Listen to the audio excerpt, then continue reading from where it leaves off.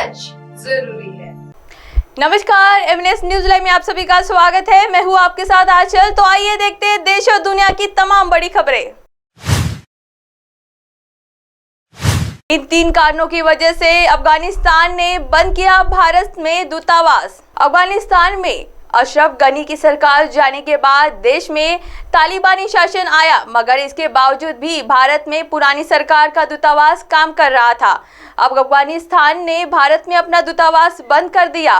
तालिबान ने एक आधिकारिक बयान में कहा कि इस्लामिक रिपब्लिक ऑफ अफगानिस्तान के दूतावास ने रविवार 1 अक्टूबर से भारत में अपने परिचालन को बंद करने का फैसला किया है। ऑनलाइन डेस्क, नई दिल्ली। अफगानिस्तान में अशरफ गनी की सरकार जाने के बाद देश में तालिबान शासन आया, मगर इसके बावजूद भी भारत में पुरानी सरकार का दूतावास काम कर रहा था। अब अफगानिस्तान ने भारत में अपना दूतावास बंद कर दिया। तालिबान ने एक आधिकारिक बयान में कहा कि इस्लामिक रिपब्लिक ऑफ अफगानिस्तान के दूतावास ने रविवार 1 अक्टूबर से भारत में अपने परिचालन को बंद करने का फैसला किया है। तालिबान ने एक आधिकारिक बयान जारी करके कहा कि बेहद दुख, अफसोस और निराशा के साथ नई दिल्ली में अफगानिस्तान अपने दूतावास का परिचालन बंद करने के फैसले की घोषणा करता है। वहीं अफगानिस्तान ने भारत में दूतावास को बंद करने के पीछे 3 बड़ी वजह बताई। भारत से समर्थन की कमी। अफगानिस्तान ने आधिकारिक बयान में कहा कि हमारे दूतावास ने भारत में राजनयिक समर्थन की कमी का अनुभव किया है, जिससे अफगानिस्तान के सर्वोत्तम हितों की सेवा और कर्तव्य का पालन करने में बाधा पैदा हुई है। बयान में आगे कहा गया कि अफगानिस्तान और भारत के बीच ऐतिहासिक संबंधों और दीर्घकालीन साझेदारी को ध्यान में रखते हुए सावधानी पूर्वक विचार विमर्श के बाद यह फैसला लिया गया है। आइए बढ़ते हैं अगली खबर की ओर। स्पेन के नाइट क्लब में पार्टी के दौरान लगी भीषण आग, 13 लोगों की मौत। यूरोपीय देश स्पेन में रविवार को एक नाइट क्लब में आग लगने से दर्दनाक हादसा हो गया। स्पेन के दक्षिण पूर्वी में स्थित मर्सिया शहर के एक नाइट क्लब में आग लग गई। इस हादसे में 13 लोगों की मौत हो गई और कई लोग घायल हो गए हैं। नाइट क्लब में सुबह करीब 6 बजे लगी। यूरोप में स्पेन में रविवार को एक नाइट क्लब में आग लगने से दर्दनाक हादसा हो गया। स्पेन के दक्षिण पूर्व में स्थित मर्सिया शहर के एक नाइट क्लब में आग लग गई। इस हादसे में 13 लोगों की मौत हो गई और कई लोग घायल हो गए।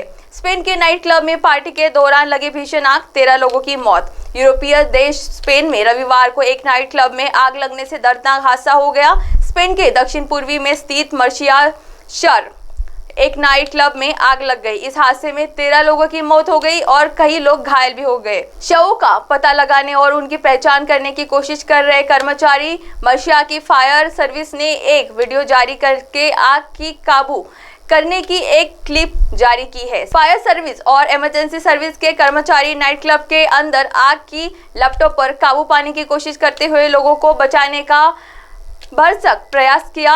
वही कर्मचारी क्लब में अंदर शव का पता लगाने की और उनकी पहचान करने की कोशिश कर रहे हैं। आइए बढ़ते हैं अगली खबर की ओर। मणिपुर दंगों के पीछे खालिस्तानियों का हाथ, कुकी नेता का पन्नू से कलेक्शन, खुफिया एजेंसियों के पास ये सबूत। खुलासा हुआ है कि मणिपुर में दोबारा भड़की हिंसा के पीछे खालिस्तानी आतंकियों का हाथ है। खुफिया एजेंसियों को इस बात के सबूत मिले हैं कि कनाडा में खालिस्तानी आतंकी निज्जर के मारे जाने के बाद कुकी समुदाय के एक बड़े नेता ने खालिस्तानी आतंकी गुरपतवंत सिंह पन्नू के साथ मीटिंग की थी। भारतीय एजेंसियों ने कनाडा के सरे स्थित एक गुरुद्वारे में हुई खालिस्तानी समर्थकों की मीटिंग का वीडियो मिला है। इनमें कुकी अलगाववादी नेता लिन ग्यांगटे भी है।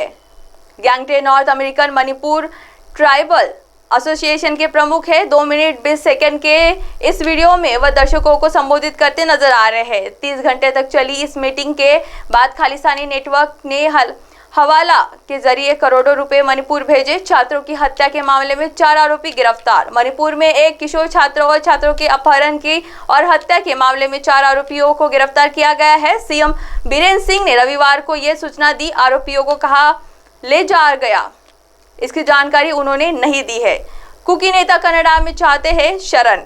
कनाडा के एक गुरुद्वारे में एक कार्यक्रम में गंगटे ने कहा कि जैसे आप लोग खालिस्तान की मांगे कर रहे हैं, हम भी अलग मणिपुर के लिए लड़ रहे हैं। सरकार मणिपुर में हमारे समुदाय के नेताओं को खत्म करना चाहती है। इस नेताओं को कनाडा में राजनीतिक शरण दी जानी चाहिए। अब आप हमारे चैनल को आपके मोबाइल पर भी देख सकते हैं। मोबाइल ऐप पर देखने के लिए प्ले स्टोर से MNS न्यूज टीवी आप डाउनलोड करें। इंस्टालिंग ट्विटर, हाईकुक, फेसबुक और कई सोशल मीडिया प्लेटफॉर्म पर हमारा चैनल उपलब्ध है। आप हमारे चैनल को लाइव भी देख सकते हैं www.mnsnewstv.com पर। फिलहाल वक्त हो चला दर्शकों ब्रेक का। ब्रेक से लौटने के बाद देखेगा देश और दुनिया की तमाम बड़ी खबरें। बने रहिए MNS न्यूज के साथ। नमस्कार।